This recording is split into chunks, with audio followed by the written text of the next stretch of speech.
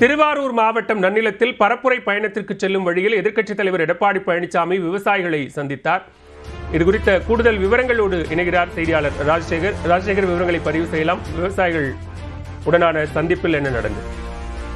பாலவேல், மக்களை காப்போம் தமிழகத்தை மீட்போம் என்கிற பரப்புரை சுற்றுப்பயணத்தை தமிழகம் முழுவதும் தமிழகத்தின் எதிர்கட்சி தலைவரும் அதிமுகவின் பொதுச் செயலாளருமான எடப்பாடி பழனிசாமி மேற்கொண்டு வருகிறார். இந்த நிலையில மயிலாடுதுறை மாவட்டத்துல அவருடைய சுற்றுப்பயணத்தை முடித்துக் கொண்டு தற்பொழுது 4 நாள் சுற்றுப்பயணமாக திருவாரூர் மற்றும் நாகை மாவட்டத்திற்கு இன்று வருகை தருகிறார். குறிப்பாக திருவாரூர் மாவட்டத்திற்கு வருகை தரும் வரையில் திருவாரூர் மாவட்ட எல்லையான அந்த கொல்லுமாங்குடி பகுதியில் விவசாய நிலத்தில் இறங்கி அங்குள்ள விவசாயிகளுடன் எடப்பாடி பழனிசாமி கலந்துரையாடினார். அப்பொழுது விவசாயிகள் தற்பொழுது அவர்களுக்கு தேவையான என்னென்ன தேவைகள், அது மட்டும் இல்லாமல் தற்பொழுது என்ன சாகுபடியில் ஈடுபடுகிறார்கள், குறிப்பாக அரசின் சார்பில் வழங்கப்படும் திட்டங்கள், குறிப்பாக அது மட்டும் இல்லாமல் நீங்கள் எதிர்பார்க்கக்கூடிய விஷயங்கள் என்பது குறித்து அவர்களிடம் கேட்டறிந்தால், அது மட்டும் இல்லாமல் அதிமுக ஆட்சிக்கு வந்தால் அனைத்தும் மானிய திட்டத்தில் வழங்கப்படும் என்பது குறித்தும் அவர்களிடம் உறுதியளித்தார். அதனைத் தொடர்ந்து நேரடியாக கொல்லுமாங்குடியில் அவர்களுக்கு உற்சாக வரவேற்பு என்பது அதிமுக சார்பில்